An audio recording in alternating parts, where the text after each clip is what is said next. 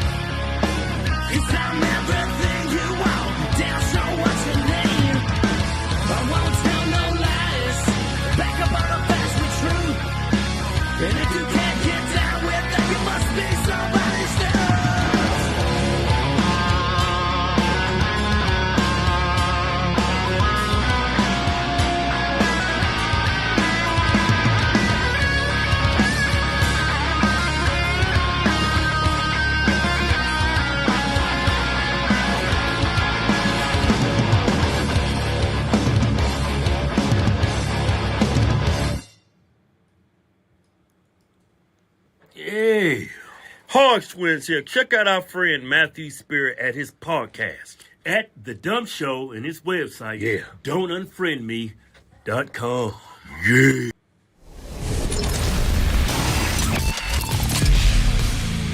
Good morning, Don't Unfriend Me Nation. What are we?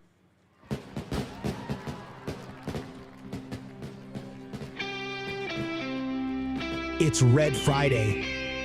RED Friday, which stands for Remember Everyone Deployed. A movement designed to honor veterans and deployed U.S. troops by wearing a red shirt every Friday. As simple as that may be, Red Friday is a great way to back those who serve our country. Go to dumbshow.com and search for Red Friday to get your red on. Welcome to the Don't Unfriend Me Show. We're not prepared at all. Nothing. Daughter forgot the phone at the park. Son didn't feed the lizard and change the cricket cage. We got nothing. So call into the show. If you want, listen, if you've been waiting, good, bad, or indifferent, you want to talk about anything, it's open mic night. We're not prepared. Not at all. In fact, I've brought some amazing facts for us tonight, things that we can just kind of go through. You guys remember these? These were fantastic. We had these. You remember these, Liv? When you were younger? Maybe. You know, when I was courting you when you were in middle school. So these are desk calendars, and it's got the calendar on it, and you peel off every single day, and you learn an amazing fact. I did this with vocabulary, and I used to have them. And then I used to have them in all my jobs. And then I started getting repeat words. And then I started, like, half of the year knew all the words. And then 3/4 of the year. And then finally I was like, this sucks. I already know all these words. So I stopped doing it. And then I started doing things like U.S. history. And then I'm like, well, then that got redundant. And now I'm doing amazing facts. It's called mental floss. But I used to do these at work all the time. So I figured I'd have one at my desk. And whenever I want to do a show and I don't know what the hell I'm going to talk about, there's some great stuff in here. You want to hear some facts? Oh, I would love to hear some facts. This is Olivia Spear, folks.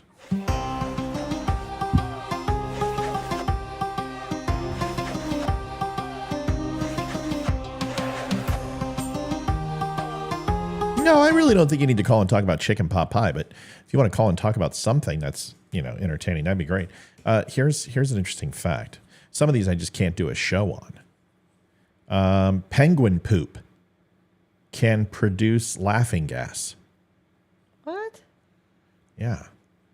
I would assume that penguin poop, because of the amount of fish that they eat, and also that it's a bird, so gastrointestinal issues, I would assume, so would produce a high level of methane.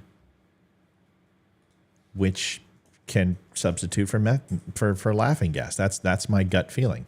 I didn't look this up. I literally just got this on Amazon today. Liv, what does it say about penguin?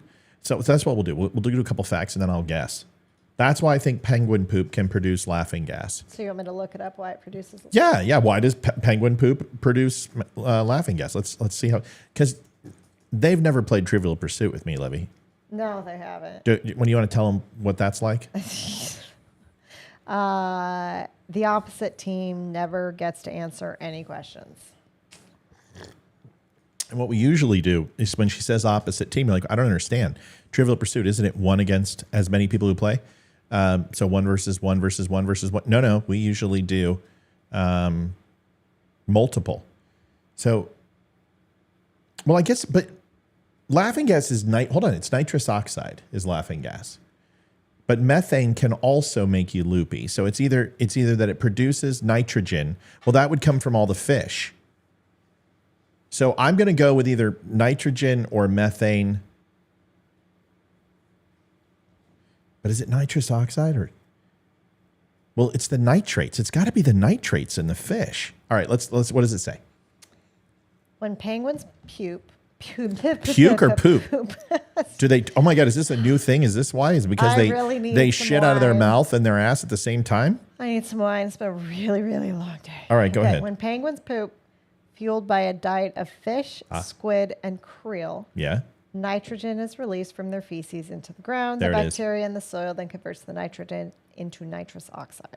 Okay. Now methane has the same properties. You can get high on methane too. It'll also kill your ass. Nitrous oxide can kill you too, but not like methane. But the right mixture of methane can make you all loopy and high too. All right, so that's a pretty good guess. So I missed the squid and the krill, but krill are shrimp. They're just a very small shrimp. That's interesting. Okay. Wait, Jason Copeland, call in. What does Jason Copeland want? He just said, "How can I join live with you?" So I just replied and posted it to him. Yeah. So Jason, why do you want to join live with me? Do I know Jason? I don't know. Oh, we I know said- Jason. This is this is the hockey player who insulted me by my age, and I called him a human thumb. Jason, I have a photographic memory. I know exactly who you are. You're like, how do you know that? When you've got 180,000 people and you've got millions of people a month who interact with you, because I'm that good, Jason. You sure you want to call in? Okay. You're Well, the it's pitch because we and said it's- Jason and Copeland. You're the Pittsburgh Penguins fan, also, right? We also said it was open mic. Yeah, so no, anyone can I call. know. Jason doesn't like me. It's going to be a great call. But Jason, Pittsburgh Penguins, right? You're like, holy shit, how does this guy know? Dude, I'm telling you. Also saw the pic, and I didn't mean to call you a human thumb. By the way, your girlfriend's lovely, good-looking family, you're a hockey player. I just was looking for something to stab you with because you kept being a dick about my age. Right, Jason? Jason's like, holy shit, what am I walking into? Buzzsaw, baby, I tell you. If you just want to be nice and have a good conversation, we can talk about some of this stuff. Here's Jason, another... just follow the link I posted in the thread. All you got to do is click on it on your computer, and it'll call the show. Jason says, how? How do I know all those things? Just click the link, dude. Hey, millennial, do you need the old boomer to walk you through it? He called me a boomer. I'm like, I'm not a fucking boomer. My mom Jerk. is a boomer. Jerk. What a boomer. All right. Yeah, and he's a Penguins fan, and we're talking about penguin shit, so that's good. I mean, that's just Go that's figure. and the Pittsburgh Penguins produce a ton of methane and nitrous oxide. So, all right, here's another one. Let's talk about the menopause and unexpected chin hair. No, Debbie, no, we're not going to do that. Oh, goodness. We're just doing this till we get some call-ins. I mean, we're just going to keep doing it. All right. About 1 in every 2,000 babies that are born with is born with natal teeth. It's said Napoleon and Julius Caesar were born with teeth, as were advice columnist twin sisters Ann Landers and Abigail Van Buren. So they're born with actual teeth. With baby teeth. They're actually born with teeth, and they're not gums. Can you imagine breastfeeding that? Oh, my God. I know someone who was born with teeth. Well, 1 in 2,000 people. So the odds were It was Demi. like... And it was one tooth, and they actually had it pulled. But that's not teeth. We're talking a full set of choppers here. Napoleon, That's just crazy. yeah, instead of putting it all into his bones so he could be somewhat tall. And an interesting thing is Napoleon was relatively short, but he wasn't necessarily shorter than just everybody else. The Napoleon complex, because he wore that very, very large, insatiably large hat, which, made him look like he was trying too hard. Kind of like when I go to the grocery store, I grab a couple cucumbers and put them in my pants because I want to feed. No, okay.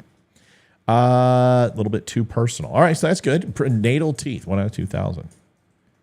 Saul Bass, who designed memorable title sequences and movie posters for such legendary filmmakers as Alfred Hitchcock, Billy Wilder, Stanley Kubrick, and Martin Scorsese, also designed what logo? This is a good one.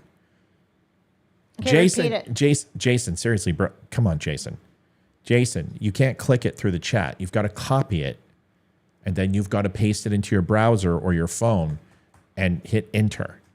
Then it's going to open up and say, would you like to go ahead and give your camera and your phone to this app, and say yes, because it's verified. Ecamm is one of the most trustworthy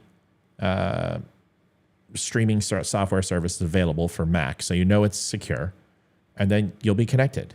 But you can't click through chat through links. It's not the way it works. Okay, repeat the...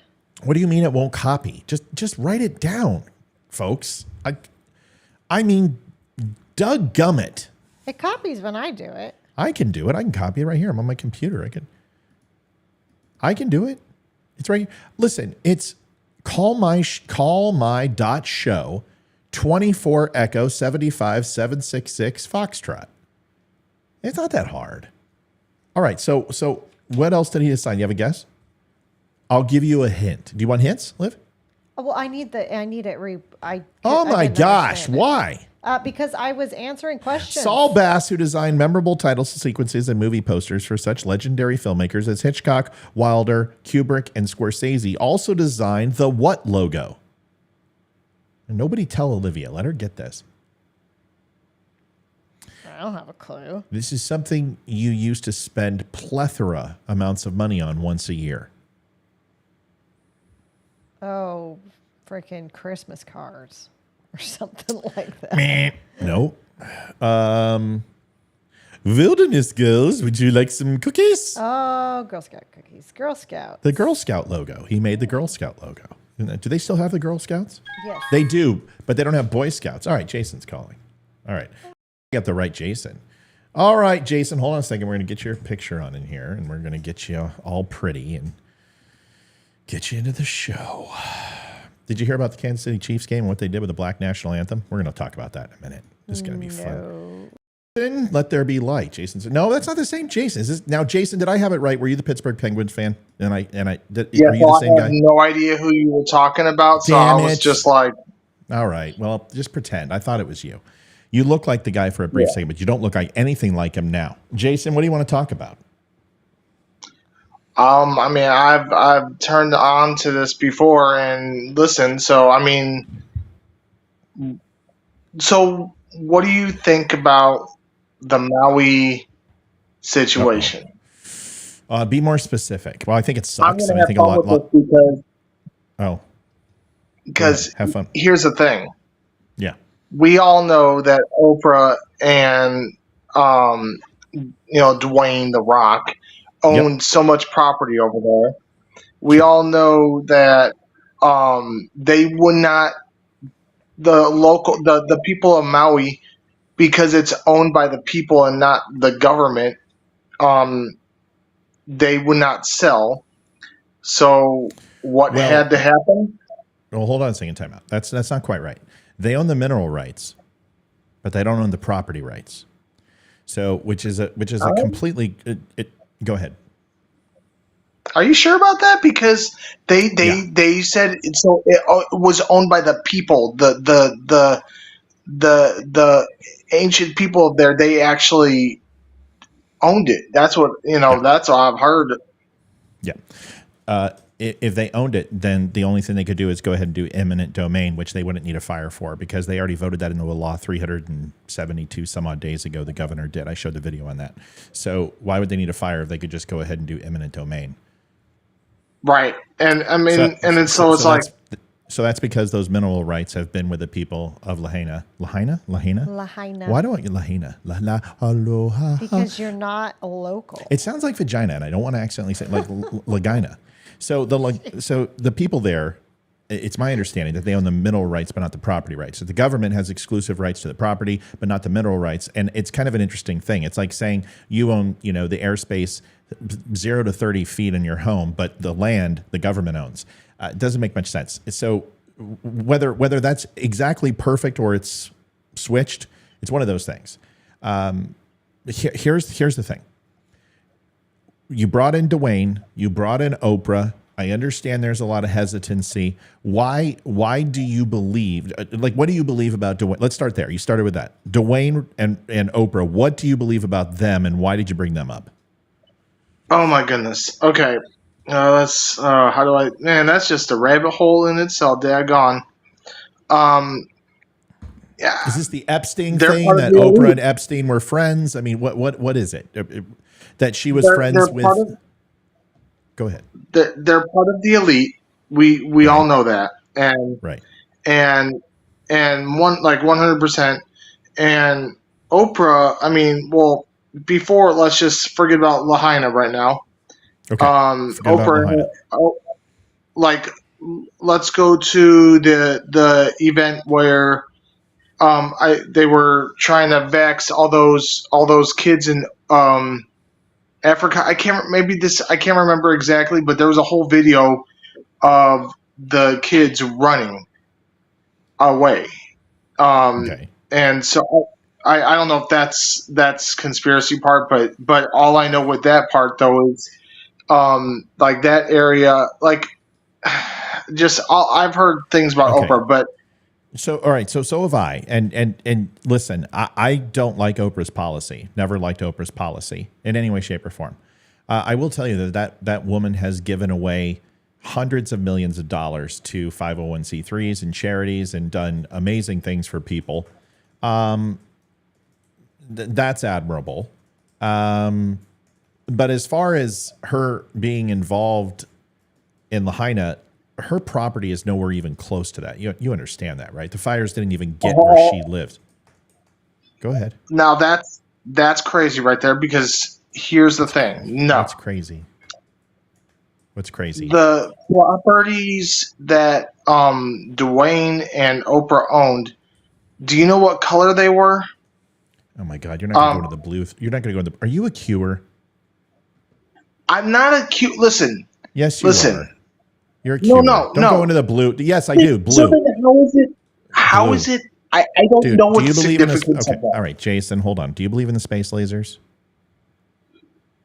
You're talking about the direct energy weapon that was totally proven true, shown. How is it? How was it proven true? Tell me how. Tell me what evidence you have that a space Then what were those? a direct. Hold on a second, Jason. You got to let me finish. I know you're excited, but you're going to jump around, and I'm just going to narrow you down to what I know I can blow out of the water. Direct energy weapon, 825 watt laser. Can you please tell me what power source from any type of vehicle that would be flying, whether it be a satellite, whether that would be a Boeing 747, a B-2B bomber? Can you tell me what power source would be required to power an energy weapon of that magnitude? Unfortunately, we all know. Well, okay, we speculate. We speculate. Yes, you did. You just told me. You just told me that it was for sure, though. You just said it was for sure. No, hold on. I'm not. No, I wasn't. I was not gonna say it. I was gonna get to that part. You did so we say that. speculate. Okay, I know. But we're gonna. All right, then hold on. Then we're gonna pop smoke, because if you're speculating, then that's fine. Then I don't care to have the We're conversation. speculating about a different thing. What are we speculating about? So it's okay. So we're speculating that the government has weapons that they can use that's stronger than what we all know that they might have. That's Well, maybe speculation, you, but maybe you, but certainly not me. So do you believe it? I don't need to believe it. It's not Santa Claus. Direct energy weapons Oh. exist. Right. Okay. There you go. Okay. But wait a second. Wait a second. Direct energy weapons exist on terra firma, on ground, or on naval vessels with nuclear reactors. But I still have the question posed to you is from an aviation standpoint, how do you anticipate energizing an 825 watt laser from a flying vessel or flying instrument of any kind? That's my question to you. Can you answer that question? I mean, the only thing that I can think of is it gathered it. I don't know. That's what I'm saying. I'm gonna be. It's a proton collection device or something, and it basically takes the particles in the atmosphere or in the ionosphere, gathers them together, charges a instrument, and then fires it. That's okay. So if that's the case, and I listen, bro, I'm with you. Direct energy weapons exist. It's railgun exists. There's a lot of things that exist. What I'm trying to tell you is all of those things, okay? There's a flying ship. It's got an insurmountable amount of power. It has the ability to remain off all type of radar, and it is being used to send lasers down into Lahaina to start fires, and Canada too, because that's what you all believe. Let me ask you a question. Why would we go ahead and use a multi-million-dollar solution for a pack of matches that you can spend at a quarter in 7-Eleven? Because the conditions were right. There was the biggest high alert of fire danger in that area in U.S. history.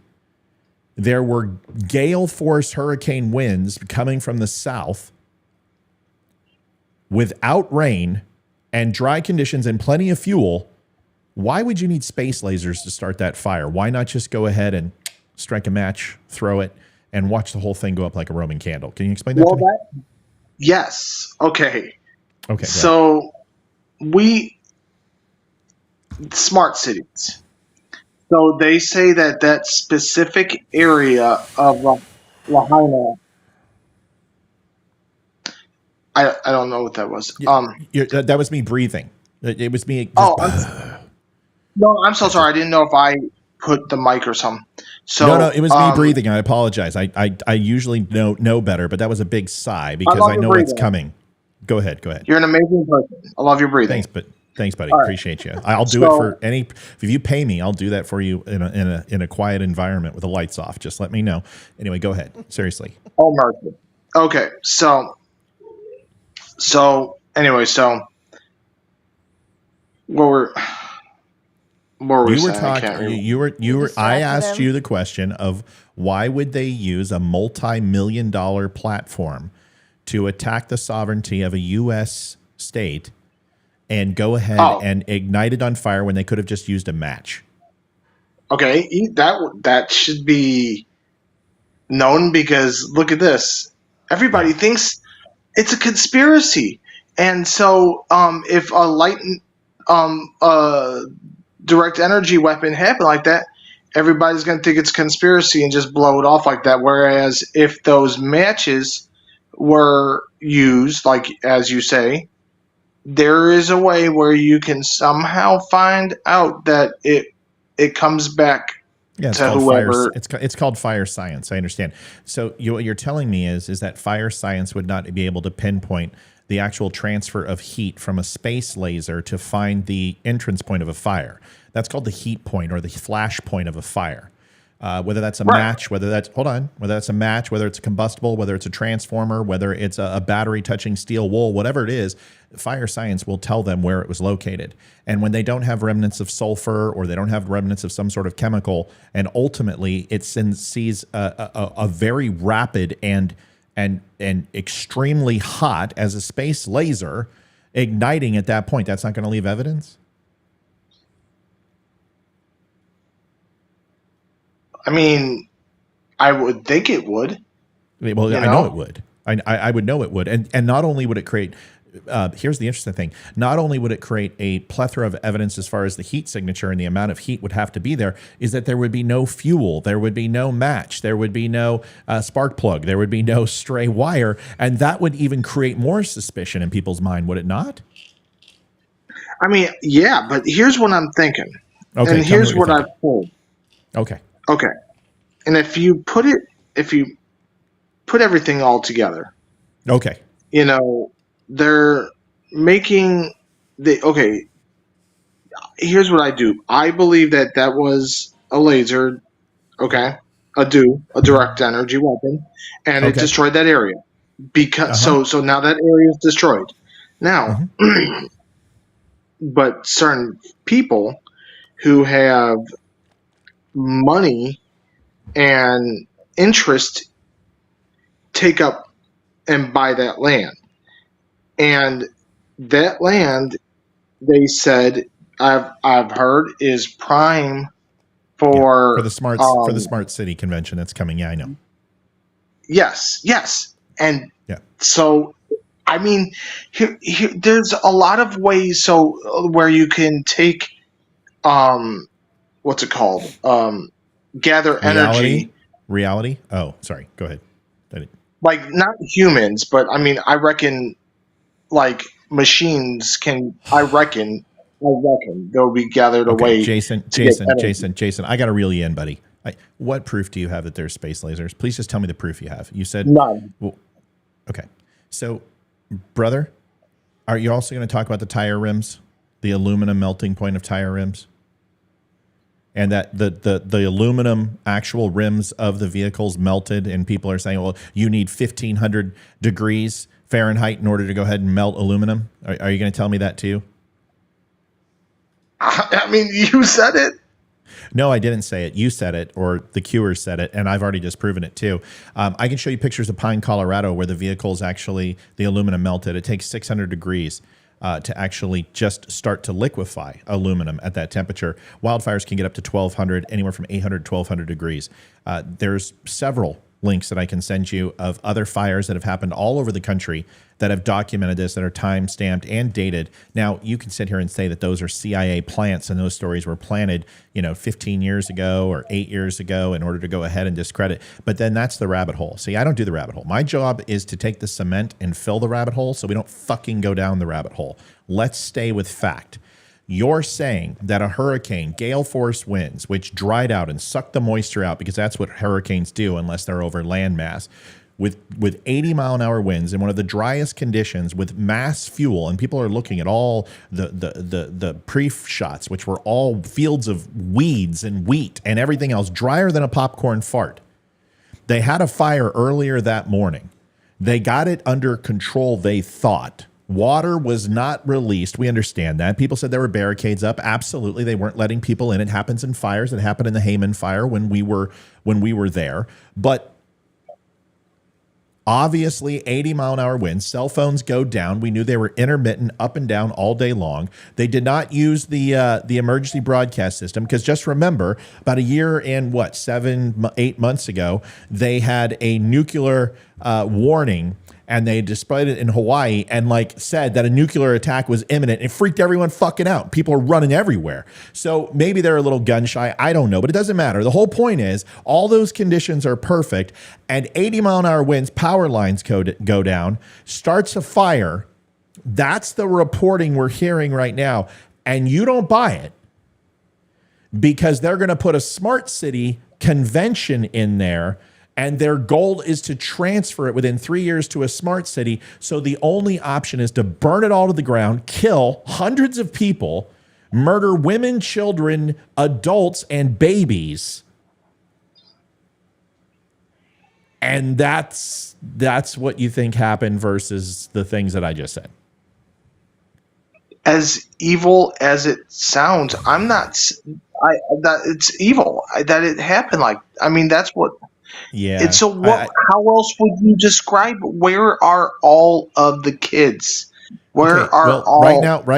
Right now they have. Okay. Right now, it's my understanding that there are 84 people confirmed missing still, and I believe the death toll is it 151? Is that what I read earlier today? Will you look it up for me?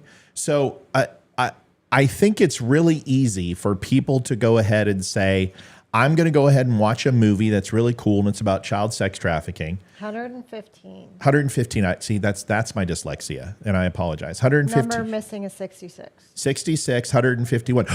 66, Jason.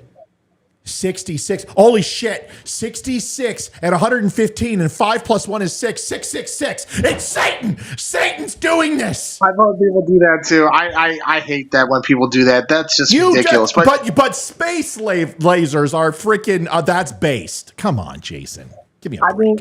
Here's the thing. Question. I have a question for you, Jason. Dude, she's got a question for you. Go ahead.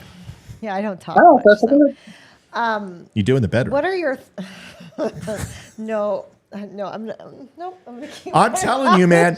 I'm telling you, 66 and 115, 5 plus 1 is 6. And it would be 7, but you take it away because the Holy Trinity, and you take the 7 away, which is the sign of angels, and it turns into 666, the mark of the beast. You're right, dude. Okay. Go ahead, Liv. All right, so my question is, what are your thoughts on 9/11 since it's coming up? The anniversary's coming up on Monday. That's a good question. Liv, good for you. Hold on. Do we have something we can give Olivia here? Seriously? No, that was wrong. I hold on. This is totally for you today since you got the present this morning. Here it is. From Ethan. There you go. That's more like it.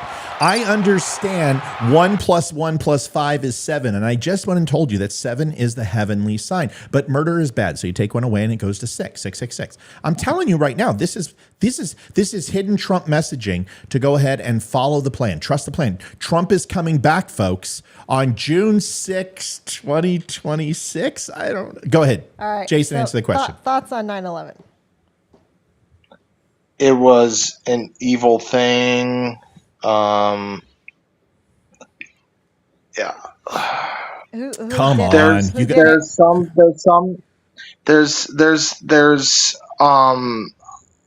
There's people who believe that. What do you believe, Jason? I don't care what everyone else. What do you think? No, I don't want to hold on. I want to know what you think. I don't care what people believe. Yes. Listen, personal accountability. Own what you believe. Tell me what you believe. I believe the airplane did hit the building. Now there is people who believe that what's it called? That there was a bomb that I probably shouldn't have said that on whatever. No, but trust me, dude. I know everybody who's listening to this conversation anyway, so it really doesn't matter. It's my old stomping grounds. Don't worry about it. They love me. Okay. So there was a bomb at. You can't say bomb. Don't say bomb again. You can say it once. You can't say it twice. Now we're flagged. Now the FBI is going to raid my home. Jason, I know what other people think, and I've heard about the thermite. I understand. I've heard about all those things. Do you think it was an inside job? Do you think it was an inside job? Yes or no?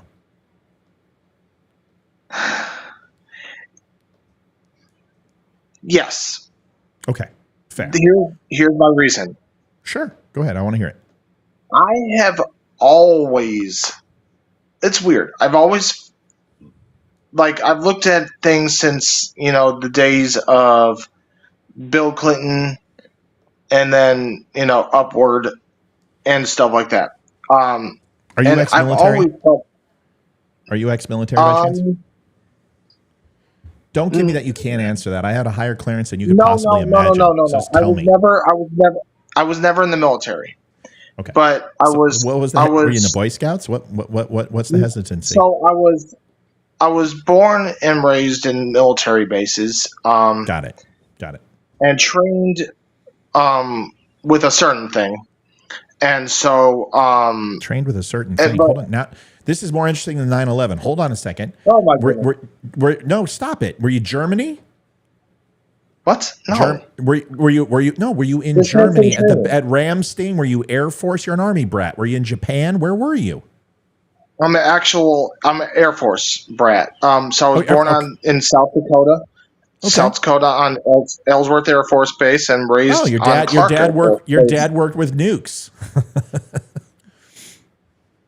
And raised in Clark Air Force Base in the Philippines, in Manila. So I know Clark and I know the Philippines. Okay. Been there. Well, sadly, Mount Pinatubo erupted and my whole. Yeah.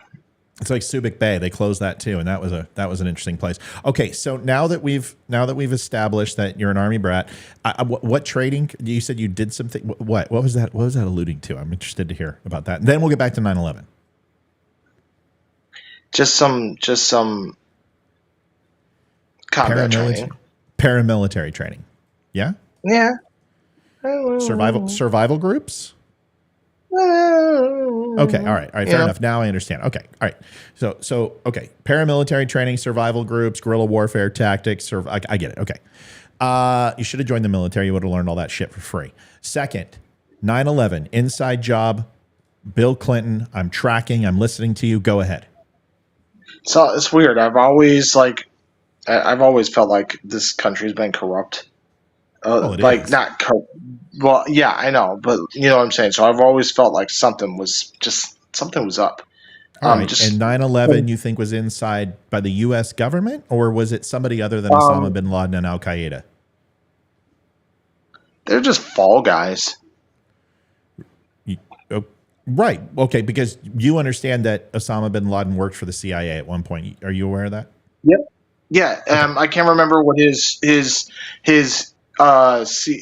American name was. I can't remember what it was, or a CIA name was, but he used to be, and then I don't know what happened, but he flipped, turned, done, went over, and left and stuff like that. But I heard that he was just a fall guy. What I heard was, but what do you not believe that? That he first of all, he absolutely was U.S. created. Oh yeah, but we've been doing that since 1962 in the Limnos Isles in Greece and funding to Afghanistan to fight the Russians. So there's no doubt in my mind CIA was paying militant Muslim groups to go ahead and fight proxy wars in Afghanistan. It's the same thing that we're doing in Ukraine. There's nothing. I mean, we're bringing mercs over there and private groups to go ahead and train the Ukrainian special forces groups. It's the same thing we did there. Which is the problem.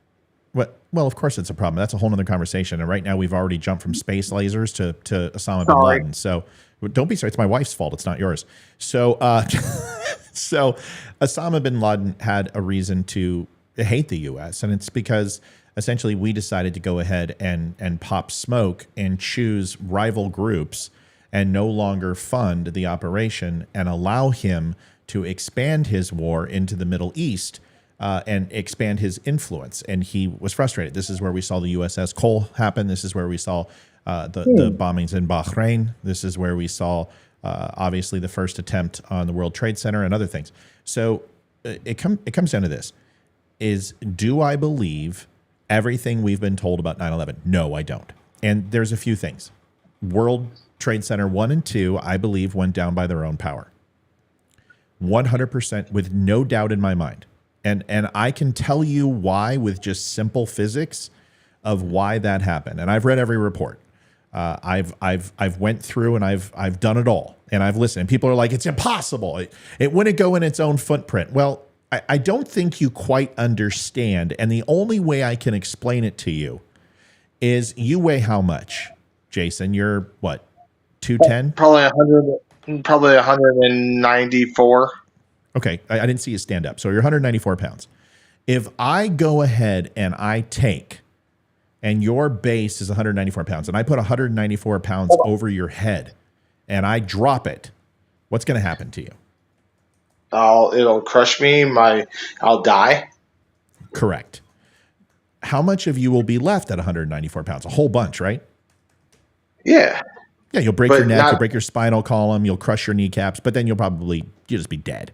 Okay, now, if I go ahead and I drop that and I make you 100 feet tall, and now I go ahead and I take 30 feet, and every 10 feet, I go ahead and add 194 pounds. And then I drop it. What's going to happen?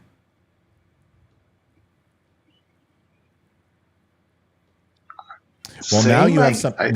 No, worse. Because now you have something different. Now you not only have kinetic energy, you have potential energy.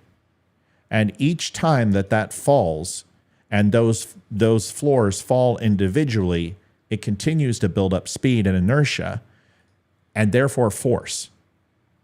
And the kinetic energy of that fall exponentially got bigger the further it went down and the faster it became and the less resistance that those individual tiny floor columns could support. So when you go ahead and you take 10, 15 floors of weight and all of a sudden those support structures from internal collapse within themselves, you're going to have potential energy stack up and transfer to that bottom floor, but not necessarily to the bottom ground floor. And you can go ahead and look at the way a helicopter works with thrust. Well, this is reverse thrust. You have energy increasing, pushing downward with pockets of resistance that are less and less able to handle the load being transferred to that energy coming down. And essentially, it was a free fall. And it crushed and it obliterated. And the amount of force and weight coming in,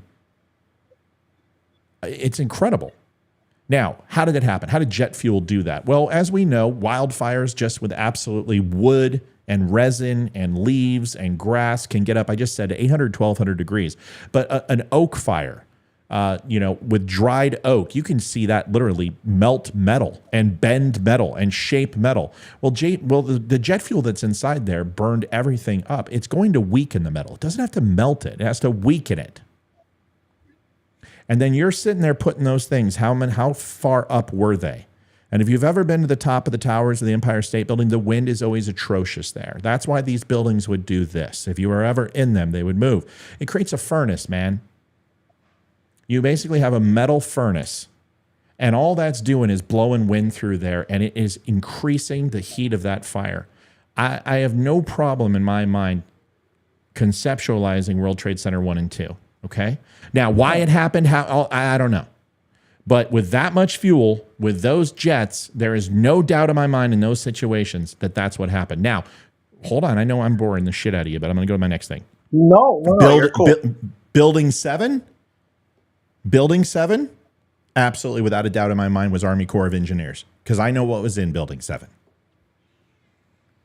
Because I know what was in there. And if you think that it was not literally an intelligence apparatus for the entire state of New York, it is. And World Trade Center 7 had very minimal damage. And if you watch it fall, it is absolutely a controlled explosion, and it loses its ground floor. It loses its ground floor. And the reason why you didn't hear it is because all the tunnels underneath there, an Army Corps of Engineers did it and then went under there and they popped it. Why? Because there was so much sensitive, compartmentalized information there. The building lost all power, all security. At any time, people could come in and loot it. It is a risk. It's a giant burn bag. It was clear. It was safe. So they went ahead and they took it out. Why wouldn't they? Because in intelligence, that's what you do. That's why you burn everything in an embassy when you exfil.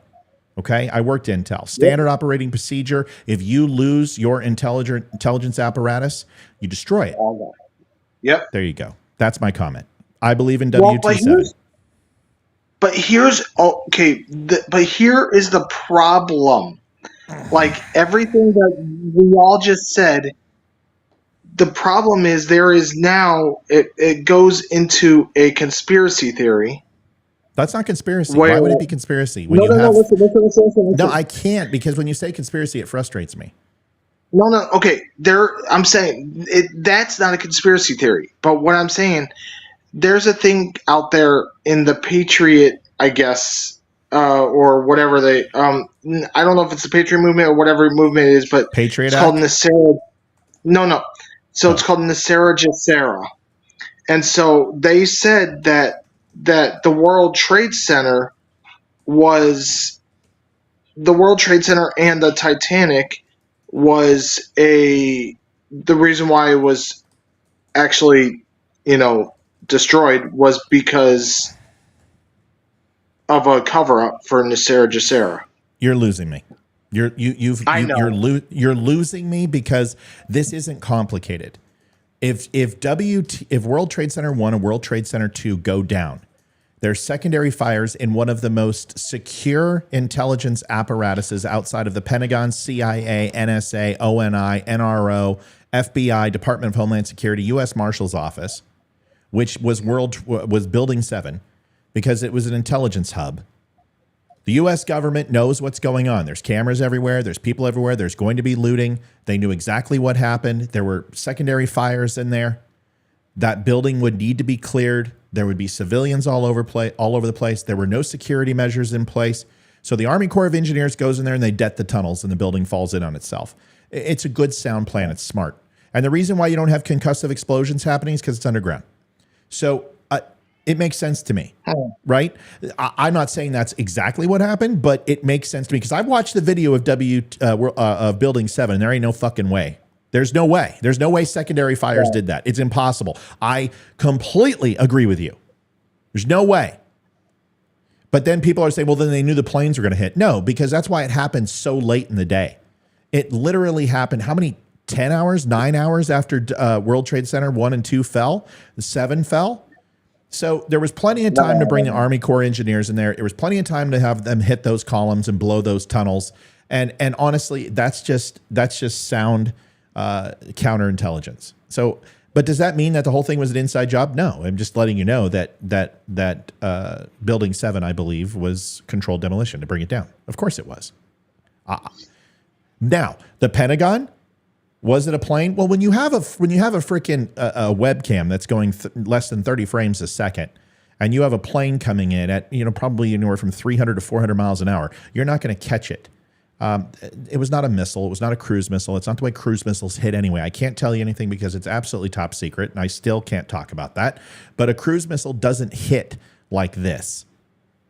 I can't tell you what it does, but I'm telling you, there's not a cruise missile in the arsenal. There's no cruise missile in the arsenal or air-to-ground missile that hits like that. If it's a GBU, it comes in like this. If it's a celluloid-type bomb, it comes in like this. If it's a Tomahawk or a cruise missile, I can't tell you how it comes in, but it does not come in like this. I'm telling you that. It does not. And then the last thing I will say is flight, was it 63, 93? 93. Yeah, Flight 93. Flight 93. There's no doubt in my mind we shot it down. And that story is just a very good story. Really?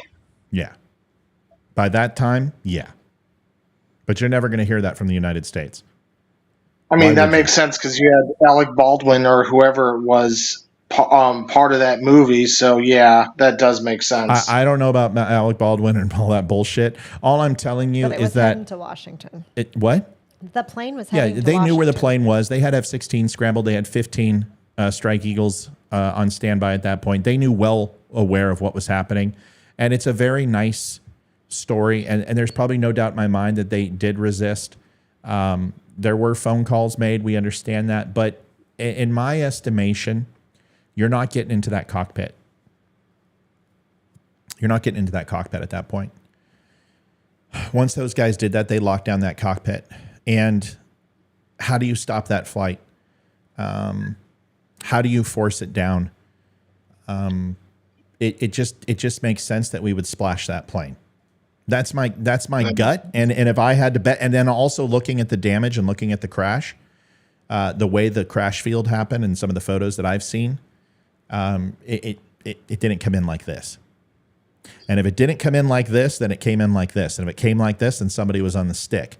And if they weren't on the stick, then that means there wasn't enough of the fuselage and wings and the rest of it because obviously there was a midair explosion or a low-level explosion. One of the two.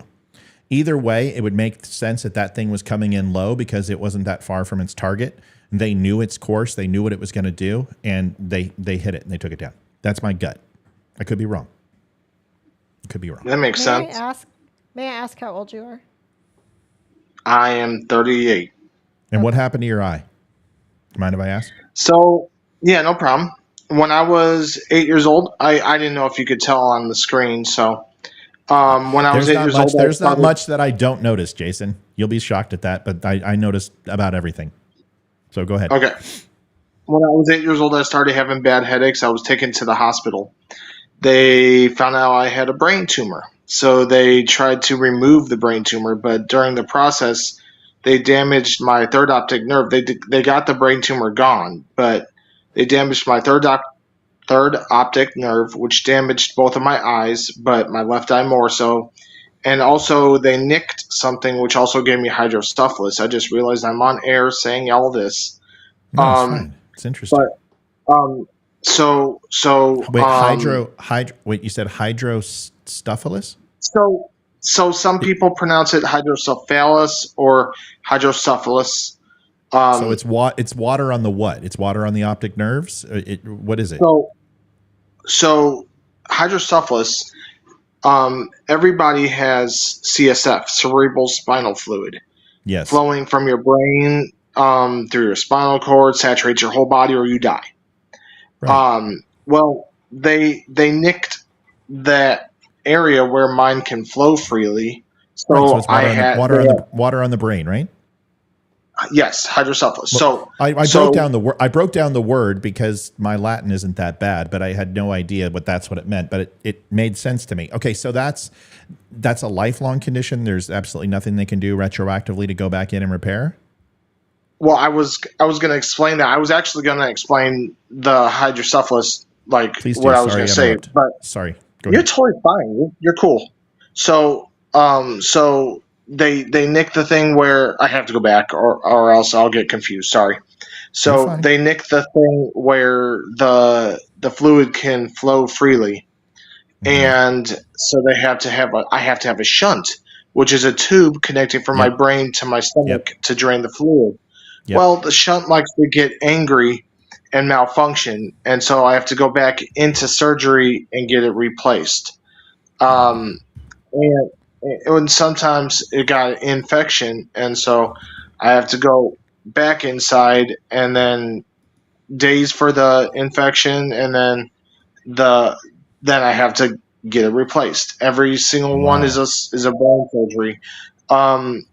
Since the age of 8 years old to now, I've had close to 80 brain surgeries. My God, sounds like my back. And the doctor said I should have been dead at age 12 years old. Well, good. I'm glad you're not. I'm glad you're not, brother. Glad you're doing okay.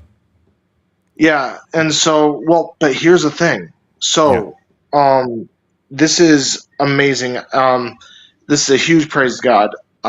So there's this procedure that I said that they were able to remove the brain tumor, but the damage is still there. Everything is still damaged. Yeah, that's what tumors do. Yeah, and so they, when I was younger, they tried to do a procedure.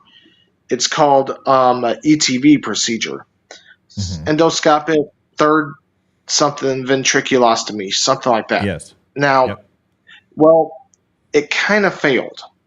So I was upset, frustrated, irritated, and I'm the kind of person, since I was younger, I've been in the hospital for years, and I've always wanted to make something for kids that were in the hospital like me. So I'm making books. Well, let me rephrase that. I'm writing stories, I'm writing stories. I haven't been able to get them in book form, but that's besides the point. I'm writing what are the stories based on? So don't you dare say direct energy weapons. No. So every human has there's something wrong with everybody. Everybody so you use your crap to help somebody. So in my stories, it's a not a real world. So it allows you to realize you have something that you can use to help somebody. Okay. And because you have something messed up, like for instance, in the one story, the one kid, my left eye is shut. There was a character that he got stung by something, and something happened. It shut his eye, and it stayed shut, and he was always made fun of. Right. Well, he was able to use that and helped his friends, because one of his friends I can't remember, hit something, and this is in another world, another universe. Sure. Right. And Right. his, Alternate reality, it whatever. took his two fingers and it contorted it and it started spinning. Mm-hmm. Well, then okay, now skip forward in the story. There's a evil supervillain trying to destroy the thing. One of the characters, because I can't remember what happened, he was able to speak to animals, so he could understand animal languages. Well, the So he's a druid. supervillain, He's a druid. yes, Got it. exactly. So the That's cool. supervillain, nobody can understand him because he was speaking in the language of just an animal. I just picked a random animal, and they're like, "Oh no, what? We can't understand them. We know who can understand them." And my name is Jason, but on there it was a different name, and so let's go get so and so. And so they got that character, and he was able to find out what happened. And the person who had the fingers that were contorted, there was able to use his disability situation to save that universe. All comes full circle, right? It's interesting. Exactly. So what's stopping? So, Jason, I would have blown you off a long time ago if I didn't like you. I think you shouldn't talk about the space lasers anymore. You should talk more about your book. What are you waiting for to have this published? Have you finished the story? Are you waiting for graphics? Are you waiting for an editor? Are you waiting to find someone to print and publish? What's stopping you from doing this right now? So because of my surgeries, I'm in a lot of pain a lot. And so because of that, I had a great job. I had to quit. So I'm collecting, disability. Disability, And right? so, Are you on Are you on SSI at this point, or are yes, you on long term? long term. Okay, And so you're so, on long term, but you're not on SSI yet, right? correct. Social Security. Okay, so that's next. So how much longer in your year do you have before you're off of LTIR? I mean, I'm fully. I mean, I've been going for a little while. Okay, so you are on SSI. So basically, you're on Social Security right now, and you're disabled and able to work. Is that correct? No, I'm not able to work. Right. So and at this point, you are on permanent disability. Is that correct? Yes. Okay, so it's SSDI, which is SSDI, which is a disability included. So SSI is short Social Security insurance or disability insurance. It just depends. If it's a disability, and then other people also have SSI, which you can actually get separately. That's California, and that's right after, and it falls in place in lieu after long-term disability. How do I know this? It's pretty simple. It's because I was on the same thing. So let me ask you a real clear. I'm just going to ask, and I don't mean to pry, but it's important. How much pain medication are you taking? None. But you're in a lot of pain. Yeah. So you're not taking any opiates. I do CBD THC vape. That's not drugs. That's the That's only fine. thing I You do can for you pain. can smoke That's weed. it. You can smoke weed all day long. That's That's ridiculous. That's fine. I'm talking about if it comes from a plant or comes from the earth, I'm pretty much okay with it. If you have to make it synth, that's bad shit. But you're not taking any opiates right now. You're not taking OxyContin or hydrocodone or anything like that, right? No, Good for you. All right. I don't play that. So what's stopping you from I doing the have book? too I much. haven't heard anything that's stopping you from doing the book. What is it? It's money. I'm basically I got the book written words, but I the money for to do graphics and to make the book. I've looked on Amazon. I mean I don't. I literally I have no money because of All right, Jason, disabilities. let me okay, now this is where you shut up and I talk. Is there's three things you never wait for in life. You never wait to get married for money. You never wait for money to get married. That's what I meant to say. Never wait for money to get married. You never wait for money to have kids. Okay? And you never wait to try to follow your dream and wait for money because you're never going to have enough.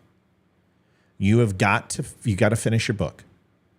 And I know a comic artist who worked on the Punisher series. He's a great guy. He's been on the show. He's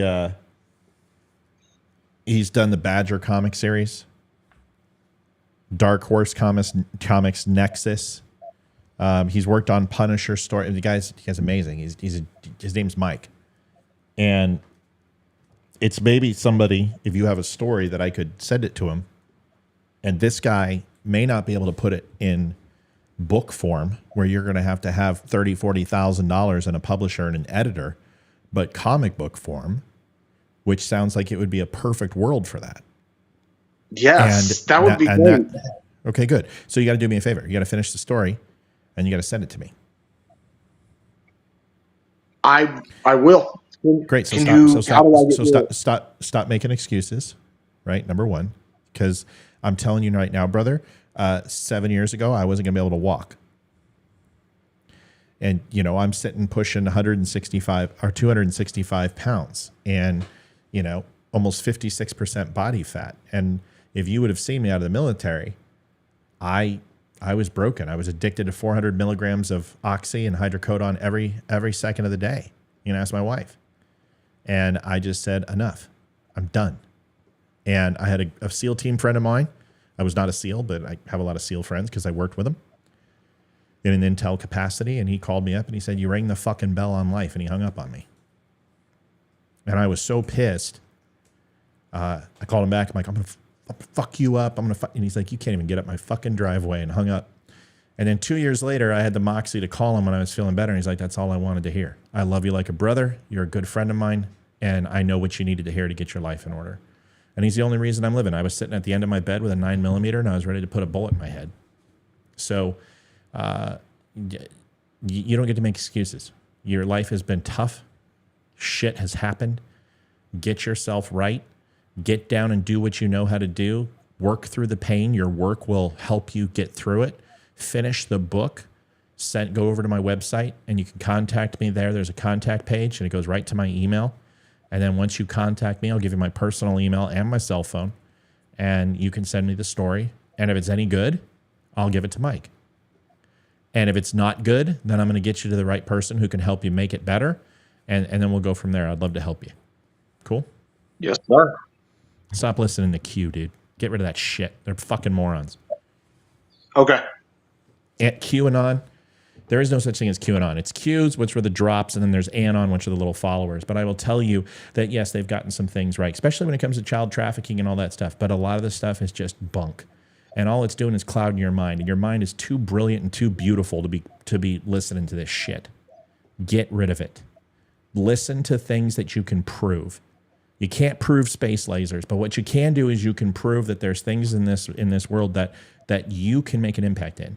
And with your story and with your ability to tell it and to create these worlds that can help other children, that's the stuff you should be doing because that's what you were meant to do, not listen to a bunch of other yahoos who are trying to make money off you because their stories are phantasmical and somehow intriguing. They're not. They're just a bunch of yahoos trying to make money. Okay?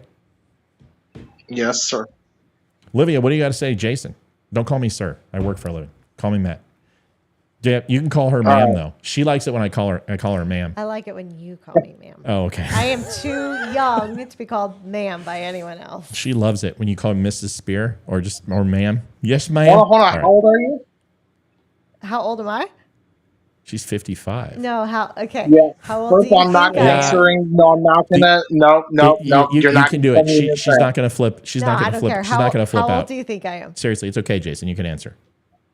You look young, so younger than me. I have a little girl. She's 18. You look a little older than her.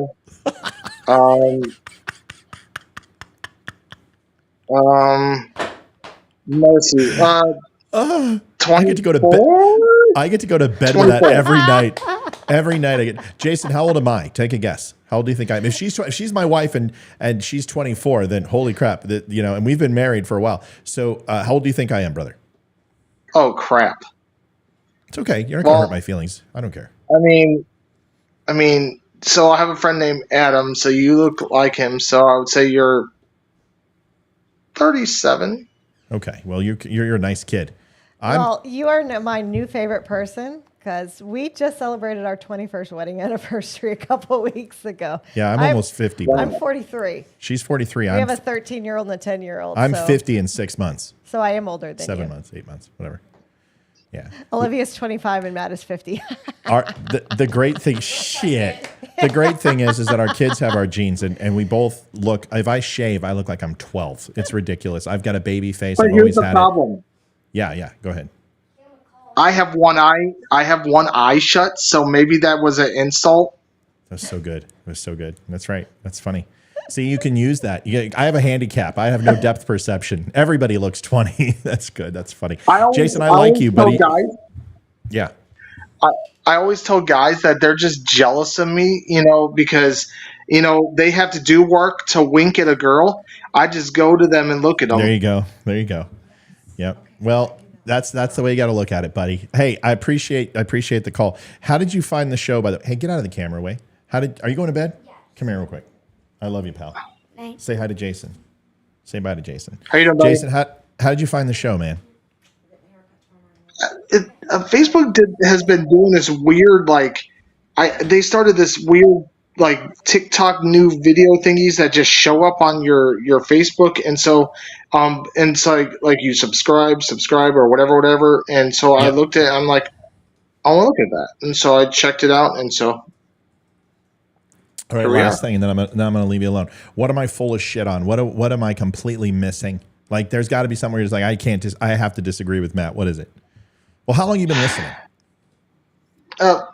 For a little, I can't really give you a whole. Just for a little while. I don't know. I can't remember. Right, so I'm using the brain damage excuse right there. that's fine, brother. I was just asking. I didn't want to put you on the spot. I always like to get positive feedback. No, okay, go ahead. You're joking. Then go ahead. Sorry. No, you're cool. I'm just the whole thing was just joking. About anyway. So, well, I can't even remember what you said. The question that you asked. I was just asking: is there something that we could be like that you've listened to and be like, Matt's full of crap. He's not on it. He's missed the freaking boat on this. Is there anything like that so far? And if there's not, that's fine. But if there is, I need you to tell me. Let me know because it's really important to me. Cool. Yeah. I can't think of anything honestly. Like, I honestly tell you the truth. I've been really just. I'm part of my church, and I just looking at the Bible, and I'm reading and just preparing for if this happens, then I'm ready. If this happens, then I'm ready for this. So, I got pews and juice for that, and so so that's all I'm saying. I look at everything and I decipher and I OODA. You know what that means, so. Well, you'd be surprised. Olivia's looking up. You said OODA, and she's like a cat that just heard the cat food hit the bowl. I don't know what Explain it to Olivia. What's OODA? Olivia, OODA loop is military or people who were trained in that kind of stuff. OODA means observe, orient, decide, and act. Or MOA, which is, or the shorter version, MOA, which is move, observe, and act. Also, can be used as well. So, I like this guy. I like this guy. Jason, I like you, buddy. I like you. If I didn't, I would tell you. Can I just tell you the last thing, and then I'm going to pop smoke because I had another caller call in. Stay in touch. I would rather talk about your passions and what you want to do in your life than I would ever want to talk about 9/11 or space lasers and shit. I don't care. I only do that to get people comfortable and then get them off that topic as fast as humanly possible because that doesn't interest me. It really interests me when you talk about your life. Yeah, I had a suicide. Like I struggled with depression and suicide for years, and oh mercy, my life is daggone. Like I've gone whitewater rafting. And, I have this brain damage, and I went whitewater rafting, and I fell off and hit a rock with my head. I mean, you gotta love people, love others, love yourself, and live life. You know? You do. Well, that's I don't love others. But I always have the opportunity to like them a whole hell of a lot and get to love. But I'm a cautious human being. But I appreciate you calling in. I'm sorry I mixed you up with the other guy. I would have sworn the picture on Facebook, you look just like this guy. But I am spot on with this other Jason guy. Everything I said is true about him. But now I learned something about you. Do you like hockey, Jason? And I'm going to let you go. No. All right. What about baseball? What about baseball? Yeah, baseball. I like baseball. So I have one of the people in my church. He actually was very famous in Florida. He had a baseball league, Kochman Baseball League or something like that. And he has a lot of baseball memorabilia signed by baseball famous folk. And yeah, I have a lot of. Who's your team? Who's your team? Well, I'm in Missouri right now, so I don't really care. I just care to be with people, and Well, you're not going to root for the Kansas City Royals, that's for sure. No. So they're kind of shit of the league right now. All right, well, you should become a Houston Astros fan. Jason, you promised to call in again, Yes, and Jason, hey, call back when you finish your book. and if you Please get call into a back. situation, brother, where you're sitting at the edge of the bed and you're not feeling really good, and you're going to a dark place, you reach out to me first. Okay, how do I do this? So what do I? I don't just hang up like that. Go to the website, thedumshow.com, THEDUMSHOW, and there's a contact spot. You can leave your name, your phone number. It'll send to my direct email, and then I'll email you back with my personal email. But once again, you're in a situation, dude, where you're not feeling good. I'm just going to say this, and there's a lot of people out there. Don't do it. We love you. No, you know what? When you're alone and that pain comes, the only thing that's going to help you is to know that you'll never want anyone you care about to feel that same pain. And unfortunately, suicide, it doesn't go away. You just transfer it to another person. So all you're going to do is give your pain to somebody else. And that's the most fucked up thing you can do. So don't do it. Right. Cool? Amen. All right, brother. Talk to you. May God be with you, man. Let me know if you need anything. Have Gotcha. a good weekend. See you, buddy. Oh, that's why you hold on. I'm 24. Oh, jeez. He made my night. That's It why was a really, really, really, really long day. Started with Ethan and the lizard, and then work, and then Hayden and her phone, and that just made my night. So worth it. But see, that's why you can't. I mean, I was playing with him a little bit, and I think a little bit of ridicule builds relationships. So of course I let him go and with the space lasers. But 9/11, I mean, I'm gonna throw him a bone. Do I actually think that the Building 7 was brought down? I'm just saying, if we're gonna think that anything's possible with that situation, sure, that is, and then also Flight 93 too. He's a nice guy. I mean, I'm glad we got to the finer points of who he is, because that's important. Who called earlier? Judy says, oh yeah, somebody else called. If you called and call again. I'm sorry, I didn't want to interrupt Jason. He was doing so well. I didn't want to make him nervous having another person come in. Sometimes people get all weird. So if you try to call in, call back in. We're going to do this. We're going to go into some fun facts again, because I was having a blast with this. And I don't care if you were. I'm old. I can't believe he said I was, 36? God, what a great kid. He said I was 24. He's just trying to get laid. So... the most expensive manuscript ever sold as of 2022, adjusting for inflation, I think it's the Codex Leicester. What's that? By Leonardo da Vinci. Is his notebook. Leicester. That's German, right? Leicester? How much did I go for? It was purchased by Bill Gates, of course, 1994, for just over $60 million for a manuscript. No reason to use Lord's name in vain. Jeez. It's Maureen's birthday. Well, why are you leaving? We can't sing her happy birthday. Okay, well, then go pee and then come back and we'll do it. You have a bladder like a 70-year-old. Codex Leicester. It's got to be Leicester. He's not the guy that called us boomers. Okay, Judy, sorry. I thought it was. Amen, brother, James said. He made my night because he's the only other person I know who has almost killed rafting. Matt, you're a very good boy tonight. Debbie, I'm always a good boy. I don't try to hurt people who are respectful. And I've told you guys this 100 times. Shit begets shit. If you come in here and you're pontificating and puffing up like a bantam rooster, I'm completely okay with doing that. And if you want to come in here and just have a chill chat and talk, we can do that too. But you know what's funny? Most of the curers that come in here, they're nice people, and they're not overly complicated. Like they just want to talk and they want to get an opinion. They want to see what you think. And it's not that they believe it all. They're looking for answers on why they shouldn't believe it. And to me, this is why liberals piss me off, is because if you got somebody who's espousing things that are absolutely crazy, have a conversation with them, man.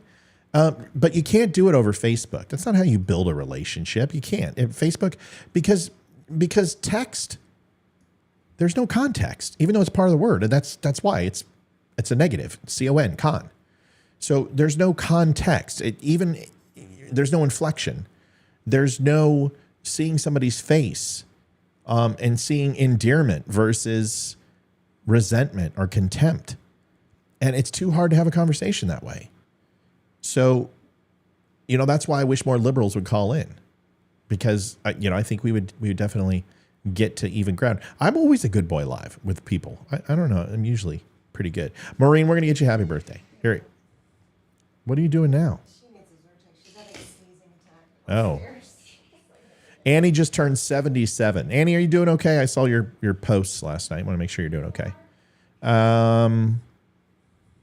Holy smokes, Melanie says. All right, if you guys got any questions, let me know, because we're doing a call. We're just doing a call-in night. God bless him. Amazing. Her house mansion was untouched in Maui. Well, that's because it was 150 miles, 200 miles away. That entire area wasn't hit by fire.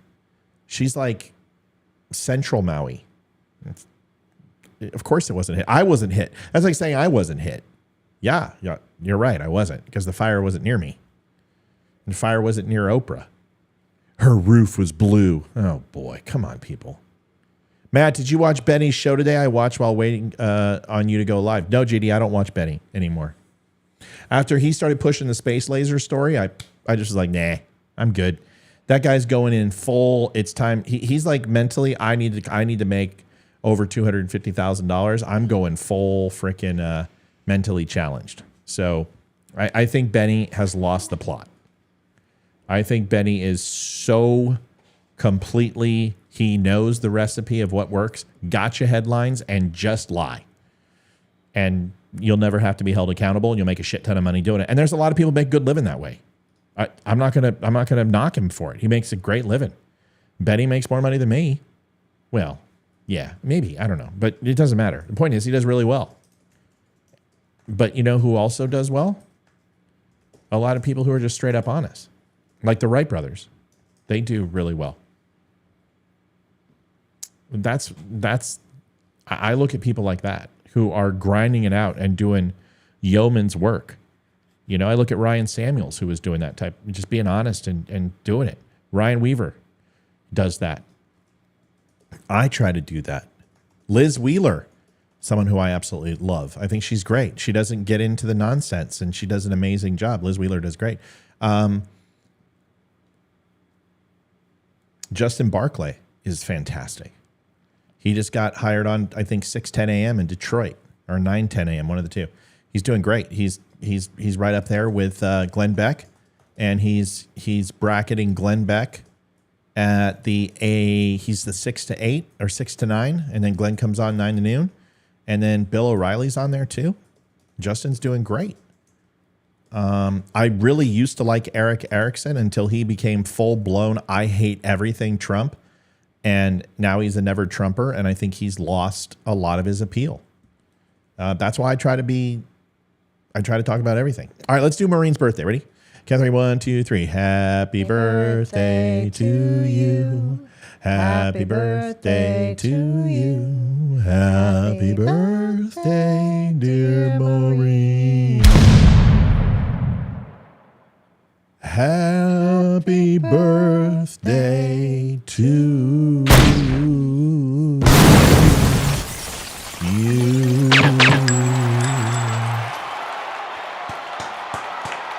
Happy birthday, Maury. Happy birthday. After a crappy work week, it became very interesting listening to Jason. God bless him. Tasha, thank you. Is it Liv's birthday? No, it's not Liv's birthday. No. Mine was 6 months ago. It wasn't 6 months ago? March 5th? Do you really need to ask me when my birthday No. is? I was asking if it was 6 months ago. You know how I Yes, with dates? It just it seems is like 6 it was months ago. right around. Yes. Jeez. What? What fun facts did I miss? Oh, well, you missed penguins. Yeah, I was here for the Penguins. Oh, we didn't do one. Oh, because I got up. No, we just started talking. Just let's do one more. What time is it? Can we get some video games to play? 9:26. All right. It's a busy day tomorrow. What? It's fucking Saturday. What? Ethan's getting a haircut because pictures are next week. That means I got to get a haircut. I'm getting a haircut for the first time in over a year, thank God. And then Ethan's first baseball game is tomorrow evening, if it doesn't rain. It's gonna rain. It's gonna rain out. I got hope. Come on, rain. The most expensive manuscript. We did that. Here's one last one. Standing in the St. Louis Cemetery, number 1 in New Orleans. It could be a little confusing. So it's the St. Louis Cemetery in New Orleans. So it's got to be St. Louis. Okay. It's not going to be St. Louis. St. Louis. Because it's New Orleans. Because it's French, St. Louis. Do you understand why I'm trying to say that? Because it's a French Quarter. It's French Louisiana. Okay. I ate some frogs, but the coin, French. Louis. You can at least appreciate my accent. I'm smiling. In the bedroom, you love it. Absolutely. Do it. Doucement. Do it slowly. Oh, goodness. Oh, what a great movie. True Lies. Hayden didn't like that. Hayden's weird. Anyway, in New Orleans She takes after her dad. Right. The milkman. Because that was me. It was a FedEx, man. Get it right. FedEx. What can brown do for you? That's UPS. I've heard I know, but I was saying once you go brown, you never go back. Once you use UPS. Cheesy. Wah, wah, wah. Whatever. Okay, can I finish this? Yes. New Orleans is a 9-foot pyramidal tomb carrying the Latin maxim, omni ab uno. Does everyone know what omni ab uno means? That's going to express my Latin. Does anybody know? No. Omni ab uno. Come on. Think. Uno. What's uno? Uno's one. Right. What's omni? What if I say omnipresent? When you think of that word, I'm omnipresent. What do I say omnipotent? Not omnipotent. In order to be impotent, you got to be impotent. Okay, so no, omni is like everything. So when you say omnipotent, it means over everything, right? All knowing, all seeing. So it's everything one. So what do you think it is? You've got everything one. Everything what? What's ab? I have no idea. It's everything from one, Liv. Okay. I think you've been with me Sorry, long my enough to know headphones Latin. just went out and I have no hearing in my right That's what it headphone. was. I'm sure that's what it was, right? Well, Even though we do the funky. Latin thing all the time, especially when we watch Grey's Anatomy, all 17 seasons, you would always ask me, "What does that It's mean?" all funky. I can only hear my left ear right now. hold It's all on. weird. It just messed up. Okay, talk. Okay, that's better. Thank See? you. Thank you. So everything from one is. Someone check my Latin, please. The grave underneath is currently unoccupied, though it's believed to be the future final resting place of which actor, who was born on January 7th, 1964. The Oscar-winning actor purchased the twin plots in 2010 and built the pyramid over them. Who was it? He was born in when? January what? No, I can't look it up. What are you going on your phone? No, 1960. Think about it. Okay, pyramid. Eye of Ra. Masons. Come on, put it together. Illuminati. Oh, are you talking Nicolas Cage? Nicolas Cage. That's correct. Absolutely, Nicolas Cage. Isn't that interesting? Yes. Yeah, what a weirdo. He hasn't made a good movie in a long time. They stole my pineapple pizza. Where are we at? Benny Johnson twists the truth. Yes, he does. You're sweet. Well, I don't know. Olivia says I am. I got a cavity from you. That was the dumbest pickup line ever. Benny, no, the best pickup line is really, it's simple. I use this all the time in college. Does everyone want to hear it? Great. Yes. Can I get a little motivation? I'm wondering here? if you used it on me. No, I didn't use it on you. Okay. It's simple. It's you walk up and you go, listen, you and I are going to go back to my place and we're going to order large pepperoni pizza and I'm going to nail your brains out. And she slaps you. You go, what? You don't like pizza? It's perfect. It's a great icebreaker. I never got slapped, though. You know what they said? Okay. Dude, whatever. Just let you know. It was my charm. I said it in a way where they were like, oh, he's so cute. I just want to go and talk to him and share my secrets I with don't him. know. You must have said a lot. I got a lot of glares when I moved to that town. Oh, people hated you. No one liked me. Everybody hated you. Not Like, the guys. It was the girls. No, the guys loved you because I went off the market. But girls hated me. yeah, girls hated you. I mean, like I was like the Hugh Hefner of Torrington, Wyoming. It was serious. I was ready to open up like, cowgirl. But like, or it should have been cowboy instead of playboy. I was trying to make a Hugh Hefner reference. Instead of having bunny ears, it'd be cow ears. Yeah. Yeah, but it was, they hated you. Everyone hated you. Benny reminds me of a need for school because popular and doesn't have the actual social skills.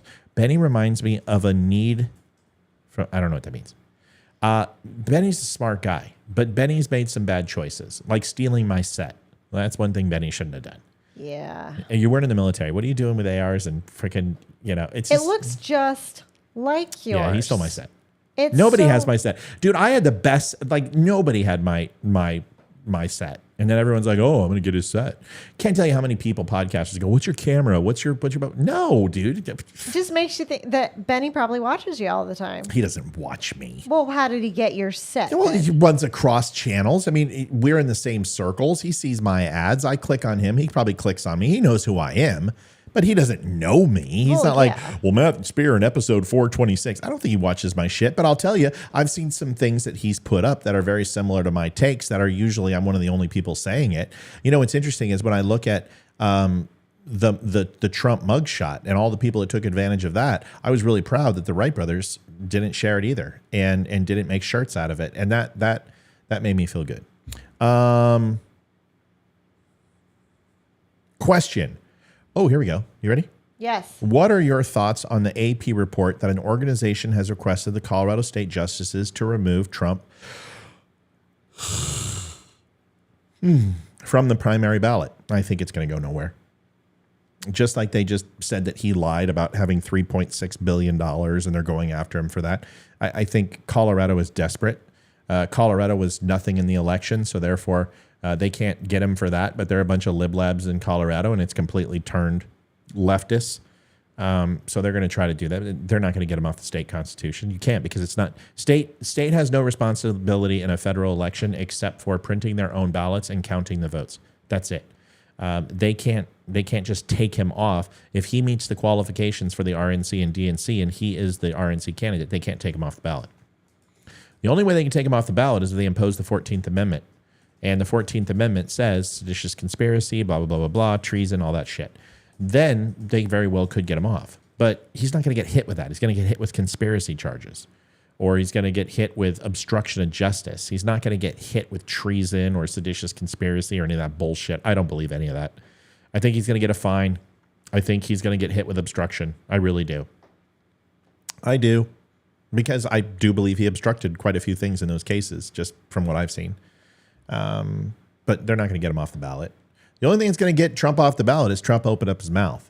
If he just lets the lawyers do what they can do, they can tie this up till after the election. It doesn't matter when the date is. They can ask for continuances. There's things that they can go ahead and say, listen, this is a very big important part of my case. I can't do this. I'm waiting on A, B, C, and D. And unfortunately, the clock moves slowly sometimes and the wheels and cogs don't turn. For her not to extend continuance is why they put a lot of these things early and why they moved them into the March time period. because they want them to be front and center, but they also know that there's going to be things that are going to extend them possibly past the election. But if you go ahead and book them for 24 or 25, you're not going to see this done until 28, 29. So you got to put that into consideration. Matt's take on Liberty Safe. Well, here's the thing. I have a safe downstairs. I'm not going to fucking tell you who it is, but I've got an 800-pound safe downstairs that holds quite a few weapons. And that safe number is only known to my wife and I. That's it. I don't share it with another company. Now, I made sure when I bought a safe that there wasn't a default code, that it would require a safe smith to come in and crack it. There's no fail safe. There's no reset button. That's the safe that I bought because I didn't want to run into this problem. But the problem is that when you have the FBI requesting information and not having a warrant, I think it's an invasion of privacy. But that company, if it's a universal code that works on all safes, that's where they're going to get off. Because if it's a universal code that can reset all of their saves and get into it in an emergency, and it's universal, then it's not a big deal because they can just say, well, this is something standard in all of our safes. However, if it was serial based and it's specifically designed with this safe, which I'm not sure about the story, whether it is or not, assigned to that safe's model number and that serial, and then they call in and tell the safe company who holds that information in secret, and there wasn't a warrant placed, there's a lot of shit going to come down from that. That will see a Supreme Court. That'll at least be a district court. And it will be appealed. And honestly, if the case has anything to do with any information obtained that got him arrested, that was found, and that's it, they're fucked. That's an invasion of privacy. That's malfeasance on the prosecution. That's malfeasance on the FBI. Yeah, it's not a good thing. I completely disagree. I think if you have a gun safe, you should do what Apple did. And everyone bags on Apple for their privacy. Fuck that. Apple went to bat for their customers against the FBI. They refused. I mean, I worked for Apple, guys. They are not about selling your private information. They don't do it. They covet their customer information. There's a reason why they've never been hacked. They don't screw around. Apple is all about privacy. You guys may hate Apple. I think it's stupid to hate Apple. Tim Cook worked with Donald Trump. He didn't like him. He didn't like him at all. In fact, he despises him. But he still was professional and treated him with respect and went to the White House and worked with him. I don't know, man. I think the hate on Apple is stupid. I think they're a great company. Everything's Apple in our house, right? Yeah. So, anyway, there is one other thing. So, Liv, Elon Musk is providing internet for Ukraine. It's Starlink, and he's using his satellites to provide free 5G and broadband to the people in Ukraine. Okay. A lot of people think he turned it off in Ukraine. There was supposed to be a strike.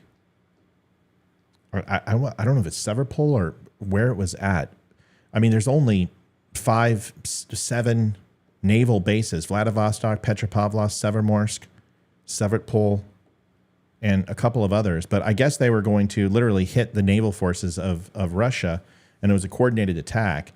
And they wanted internet to expand into Russian territory, which essentially would have weaponized Starlink and SpaceX and use Elon Musk's network for a military strike. And Elon Musk is like, no, I'm offering a free service for humanitarian type aid, and you guys want to use this that could possibly start World War III? Not a fucking chance am I going to do that. Good for him. Well, they're calling him a traitor now, and they want to have him arrested and saying it's treason and all this other stuff. And I'm like, you can't forcefully, in a non-wartime situation, go ahead and force somebody to literally declare war on another country based upon your actions. That's ridiculous.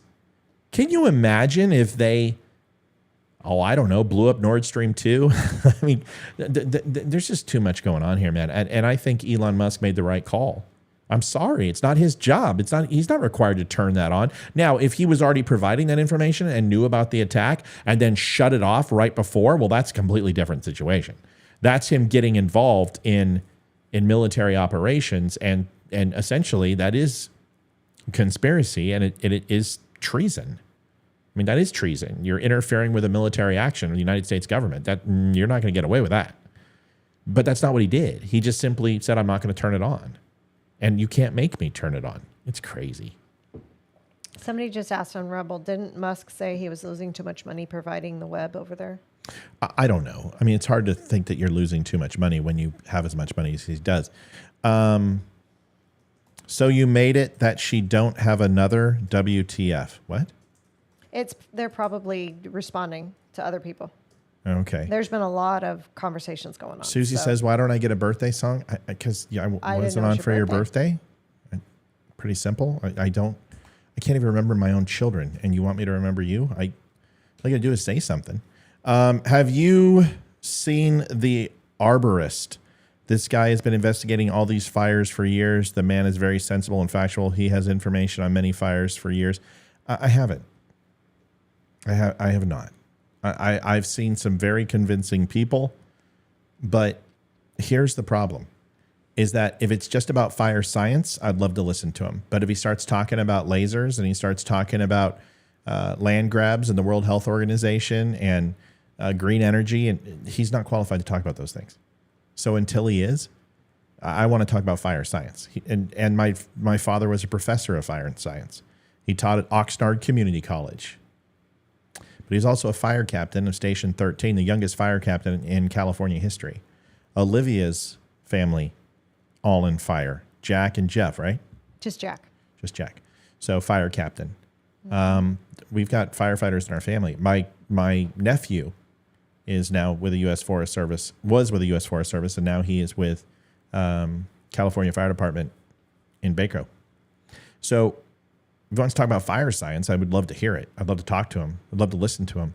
But if it's anything outside of fire science, then probably not, because that's the problem. You've got to have some sort of expertise or be read up on these things. And I try not to talk about things that I haven't investigated or listened to or whatever. But the reason why I talk about things is different. And people go, well, Matt, how can you say that? You talk about a ton of different shit. Because I'm not trying to prove something. I'm trying to disprove something. And I'm very good at that. And just like a prosecuting attorney or a defense attorney can do that, I am exceptional at smelling lies like farts in the car. And I can tell you how to dismantle a story and how to dismantle disinformation. I'm very good at it. And all I can do is stand by my record and say, I'm sure The Arborist is an amazing influence and knows a lot, but I'll stand by my record over the last 3 years over anybody.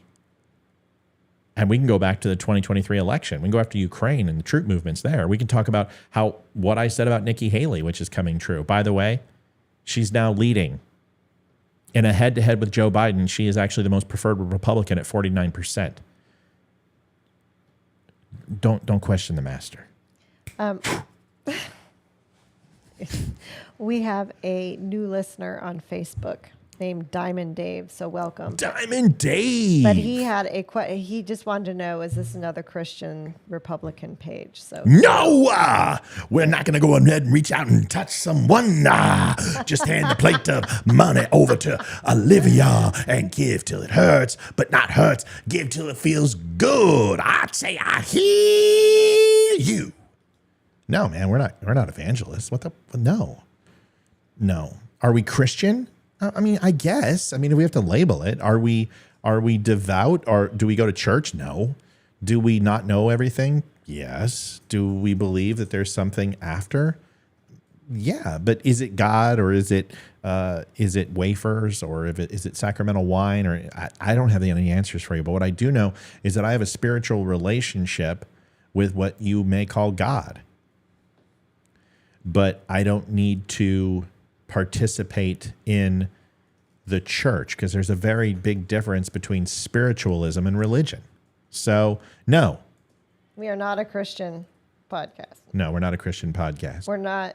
we're Republican and conservatives, but we're down the middle and more about truth than we are about, I don't know. Well, it's not that the religion isn't truth. It's just that we don't. He asked if we were a Christian and then Republican channel. So I was. We're Well, I'm an American. So I don't break us down to our lowest common denominator. Political affiliation is nothing on the class, phylum, order, genus of the human race. In fact, that's about as pertinent as my skin color. Who cares? What I do believe is in the Constitution of these United States, and I do believe that there are two sides to every single story, and very rarely does anyone take the time to listen to any side other than the one they agree with. That's my political party. I'm a constitutionalist first and foremost. I believe the rule of law is essential to this republic, and I believe we are a constitutional democracy, a representative democracy from an electoral standpoint, but from every other standpoint in our government, we give the consent of the governed to the U.S. government to protect us in exchange for our consent. That's pretty much it. As far as political parties, I think they have anybody's interest at heart. I think they are riddled with political action committees and special interest groups and big dollars through Citizens United.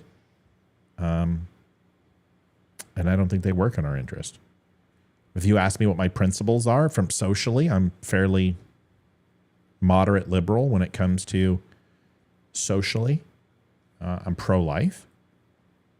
But I do believe that abortion in certain circumstances needs to be legal. But those certain circumstances are not for birth control.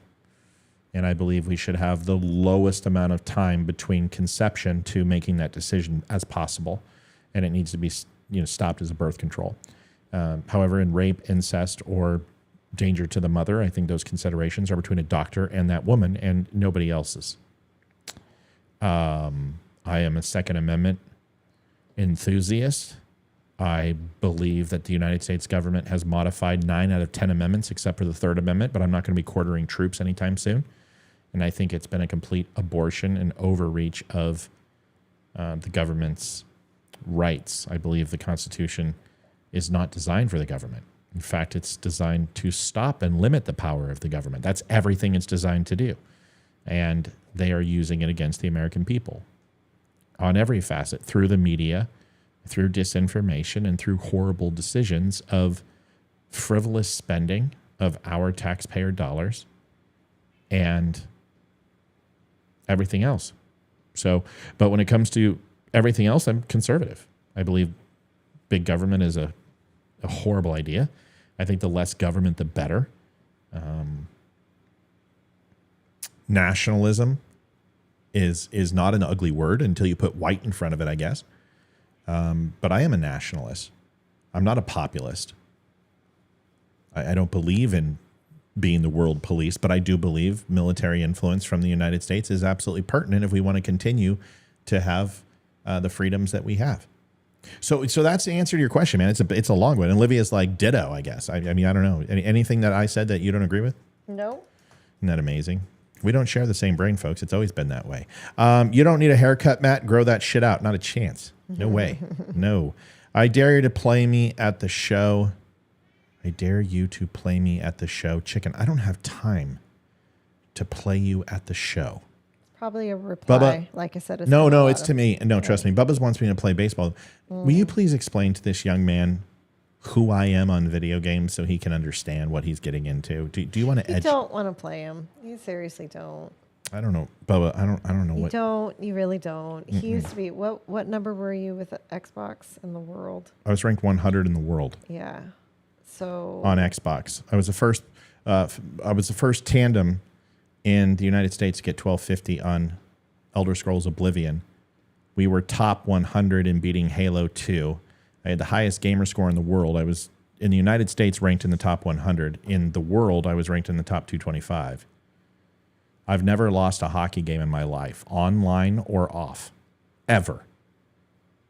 And we can go all the way back to NHL 87, 88, That's the 92. reason I don't play sports games against him. Yeah, and I won't touch him. I'll play anybody at hockey anytime. In fact, I've wanted to enter the NHL I've EA. told you to. I've wanted to enter that damn thing. I have never been beaten. Dude, I would pull my goalie for 3 periods. Olivia has seen me do it. And still beat people 12-0. So, anyway. With offsides on, by the way. Matt is a constitutionalist? I think so.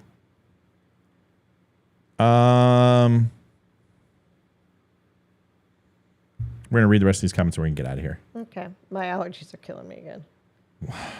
It's that time of year. Now there's a dude that's talking tunnels 300 feet deep connecting to Lahaina to Oprah's boy. house. Of course they are. They're nuts. I've been a member a little over 3 years. The group is just Americans having open conversation about everything in the world these days. You're very welcome here and can voice your opinion one way or another without being hated or mistreated. As long as shit begets shit. As long as you respect.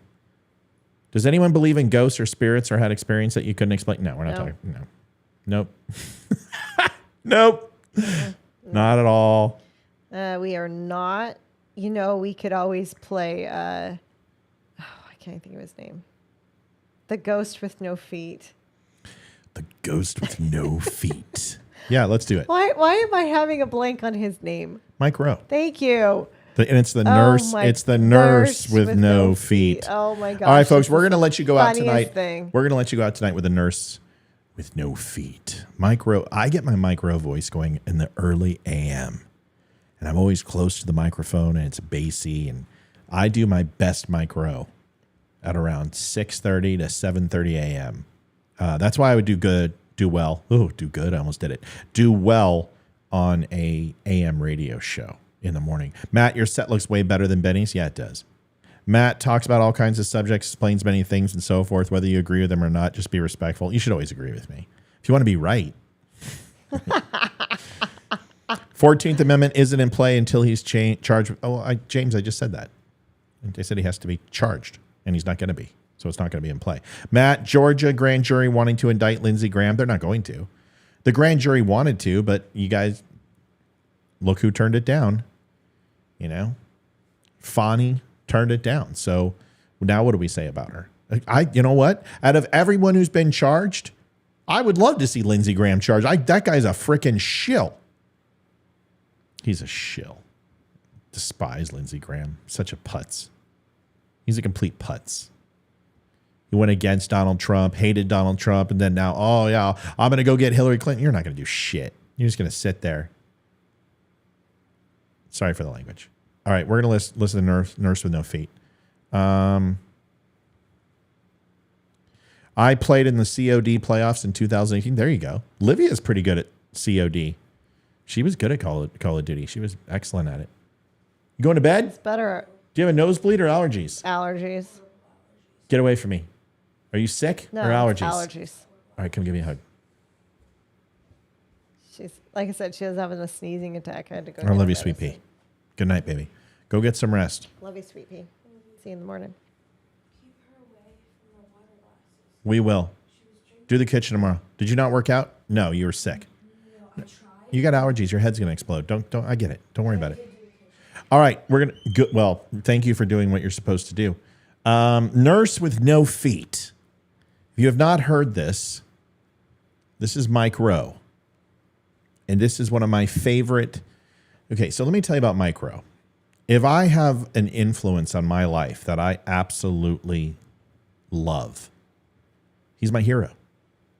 In fact, if I ever had a chance to interview Mike Rowe, I would be so humbled. I wouldn't even know where to start. Because I believe from a written perspective, from an oral perspective, talking, his voice, his presence, I'm subordinate to him in every single way. He's just one of the smartest men on the planet. And he is a prolific writer and orator. And I love Paul Harvey, is the same way I feel about Mike Rowe. And I think the thing about Mike Rowe that's most interesting is that my mother, Psycho, was a QVC fan. And at one point, Mike Rowe came in to audition for the job. And the program manager was interviewing him and seemed exasperated and completely, not interested in Micro at all. And he essentially threw him a pin, and he said, "Get up there, go talk for 10 minutes. And if you're still talking when I come back, you're hired." And that's my dream job. Like, you put me in front of any situation, I'll talk for 4 hours. I've done it on this show. I've done 12-hour shows before. But that's why I love Micro, is that he's so passionate about everything, and he can sell a pen for 10 minutes, and he's excellent. So this is A Nurse with No Feet, one of my favorite Micro pieces. He was filming for a show called Ghost Hunters. And Ghost Hunters was on some stupid show. And of course, the paycheck, like TLC or it's on TLC. And the paycheck must have been just ridiculous, because Micro's a very down-to-earth human being. But he couldn't stop laughing because the title of the show was A Nurse with No Feet, which is ridiculous. And he got the case of the giggles and subsequently was fired 7 days later after he did this. Here he is recording and orating the show as the narrative and as the narrator. With no further Barry's ado. homeland, Northern Ireland, source startling apparition. A nurse with no feet. Oh, my God. Hold on. I got to open up Chrome. I forgot. I can't believe it does audio scrambling, too. How stupid. How stupid. Sorry, folks. Just 1 second. Everyone's like, I liked Ghost Hunters. I don't care. I don't care. Micro and I did not like Ghost Hunters.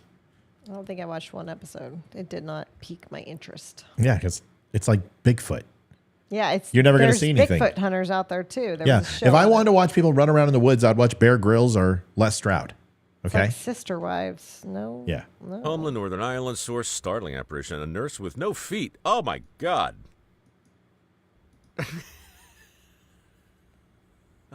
Come on, really? A nurse with no feet. My God, I'm going to have to sit down. My knees are killing me. On this episode of Ghost Hunters International, the team searches Barry's homeland of Northern Ireland for the source of a startling apparition. A nurse with...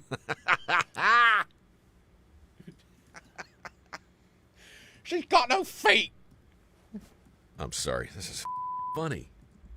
Not a funny ghost. All right, hold on. Going out on a limb with this one here. That's right, out on a limb, Matt. Funny stuff right there. Going out on a limb to find a nurse with no feet. There's with no feet, only to find that someone has been pulling their leg. Come on, there's arch enemies, something is afoot. I mean, there's just endless ways to go with this. It really, really is.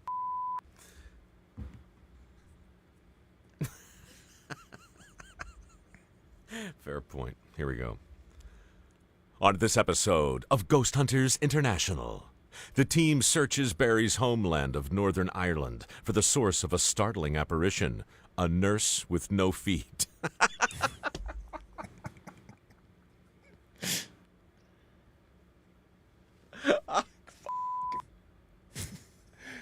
Oh, God.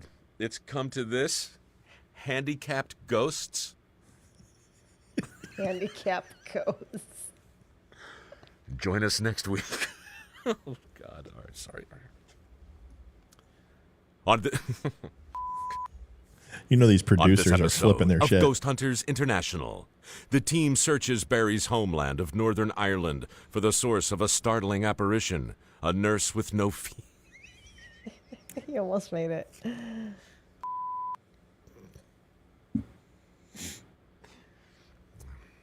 On this episode of Ghost Hunters International, the team searches Barry's homeland of Northern Ireland.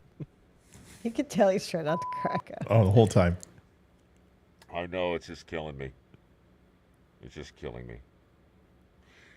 Have you guys seen a ghost around here? Well, yes and no. What do you mean? Well, we saw something, but there were no feet on it.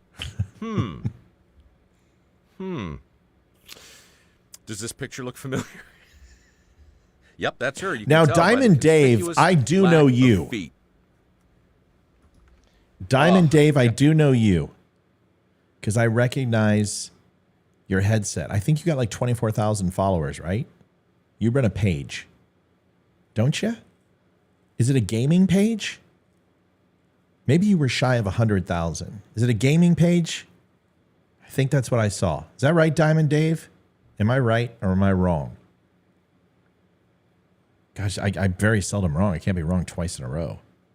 Diamond Dave, you run a gaming channel, do you not? 95,000. See, you're shy, and you're ready to hit 100,000. You're really close, and you're ready to celebrate that. Is that right? I'm telling you, bro. I remember everything. There is nothing I don't remember. Is that right, Diamond Dave? 95,000? Influencing, yep. That's right, 95,000. Gaming influencing. That's right. Influencer was your title. I checked your profile out. Dude, can you imagine playing me in Trivial Pursuit or in a debate? It's just, it's like walking into a buzzsaw.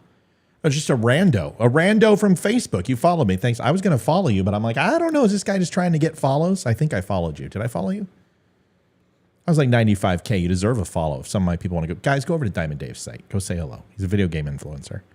He doesn't want to play me in hockey, though. Everything else. 95,000. Good for you, buddy. Good for you. That's a respectable number. Money's going to start rolling in now. Once you hit 100,000, you start getting some sponsorships. I've turned every sponsorship down. Everyone's telling them to call in. No, you don't have to call in. Just congratulations, dude. But I remembered you. You're impressed. Say you're impressed. That's it. Glenn says, do you remember how I got here? No, I remember how I want you to leave, though. Maybe you can go hook up with the nurse with no feet. The nurse with no feet. My memory isn't photographic. I remember everything people say. Don't follow me. What do you mean don't follow you? I don't follow you? I thought I did. I may have held off because a lot of people follow me just to get me to follow them. But I'll follow you. You don't want me to follow you? Diamond Dave doesn't want me to follow him. No, I think he was saying, you asked him, do I follow you? And he's probably saying, no, you don't follow No, me. I think he's telling me not to follow him. I think he's like, no, dude, I don't like you. That's okay. A lot of people don't. But I still spank you at NHL. All right, so let's finish the rest of this. God.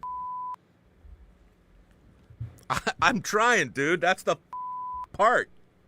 You gotta send me a footless healthcare worker. Like somehow haunting Northern Ireland. It's all so weird. A bit gouty in the leg. Florence Nightingale didn't see this coming. A nurse with no feet. Christ, I mean, if just a regular ghostly nurse wasn't scary enough, you got to send in this freak show.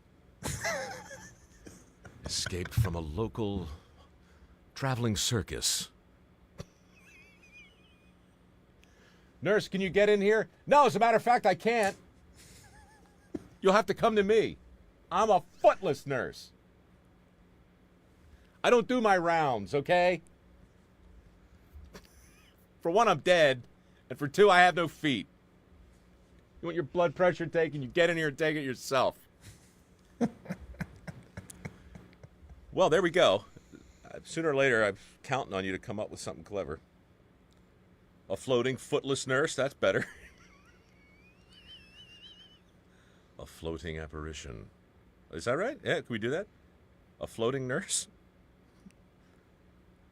A nurse. Well, don't all the ghosts float, sort of?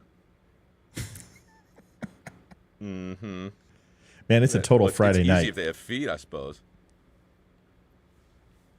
Wow, I wonder if she lost her feet in the afterlife or she was footless, you know, here on the corporal bounds of terra firma. Huh. There's just no way I'm going to miss this episode. I need to meet this footless wonder. From the knees up, I take it. Because they're gone. Dude, the producer's probably like, Mike, just wouldn't cooperate with this whole haunting thing. So look, I'm going to go out and scare the hell out of Northern Ireland, but I'm going to leave my feet home. It's only a couple more minutes. My body's rebelled. On this episode of Ghost Hunters International, the team searches Barry's homeland of Northern Ireland for the source of a startling apparition, a nurse with no feet. Yeah. Nailed it. Thank you. That's good. God.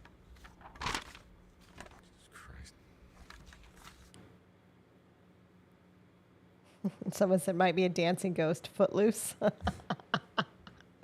That was good. So in the rest of it, at one point, he's like, I'm effing trying here. And he gets really pissed, but they cut that part out. All right, folks, listen, thanks for watching the Don't Unfriend Me Show. Diamond Dave, thanks for watching the Don't Unfriend Me Show. Don't know if you're going to continue to watch the Don't Unfriend Me Show, but that's okay. It's fine. You should watch the recorded show. You may like it. You may not. Doesn't really matter. Good luck on your channel. Jason, thanks for calling in. It was wonderful to hear from you. We will be back. When do we come back? Monday night? Monday. It's 22nd anniversary of 9/11, if you can believe that. Yeah, so we'll probably talk about 9/11 a little bit, where we were. Maybe you guys can share some stories. Yeah, absolutely. Thanks for watching the Don't Unfriend Me Show. Do me a favor. Go over to the Don't Unfriend Me store at thedumbshow.com. Pick yourself up a shirt, a hat, some coffee, all made by veterans. Coffee is 100% made by veterans, and we do 10% back to the Travis Banyan Foundation. Whew. Thanks, y'all. Oh, we hit over 600 on YouTube. We're at 607. Yay. We were already there. We did that last show. But still. Either way, thanks for watching, everybody. God bless. It was a slow. We had a lot of people on, actually. Then it just died like crazy. So thanks for watching. We'll see you guys tomorrow, Monday, actually. God bless. Go over to YouTube. See ya. Night, y'all. Bye. I'm David Boreanaz with the Cast of SEAL team, and we have an important message for returning vets. We want you to know if you're struggling to cope, there's help and it's just a phone call away. The Veterans Crisis Line is staffed with experienced professionals who know your struggles. There's no greater sacrifice than service to our country. We're able to enjoy our freedoms because of it. Your service is important. You are important. For vets and their families, the Veterans Crisis Line is here to help 24 hours a day. Please call